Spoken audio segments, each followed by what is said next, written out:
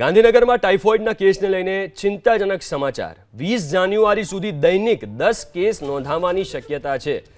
નવા 9 કેસની સાથે ગાંધીનગરમાં ટાઇફોઇડના કુલ 113 કેસ થઈ ગયા। 24 કલાકમાં 19 દર્દીઓને ડિસ્ચાર્જ કરાયા છે। હાલમાં સિવિલ હોસ્પિટલમાં 94 દર્દી સારવાર હેઠળ છે।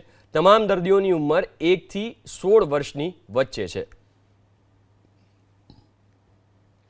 ગઈકાલથી આજ સવાર સુધીમાં 9 પેશન્ટ એડમિટ આવ્યા છે નવા, અને ઓલરેડી 104 એડમિટ હતા અમારે ત્યાં, ને સવાર સુધીમાં 19 ડિસ્ચાર્જ કર્યા છે। તો અત્યારે એટ પ્રેઝન્ટ હોસ્પિટલમાં 94 પેશન્ટ ટાઇફોઇડના છે। પીડિયાટ્રિક બચ્ચાઓ સારા છે, સ્ટેબલ છે, અને એ લોકોને હજુ સિમ્ટમ્સ થોડા ઓછા થયા છે। અને આ ટાઇફોઇડનો ઇન્ક્યુબેશન પીરિયડ 15 દિવસનો હોય છે। તો આવી રીતે દરરોજના કદાચ 10 પેશન્ટ્સ ટિલ 20 સુધી આવ્યા જ કરશે।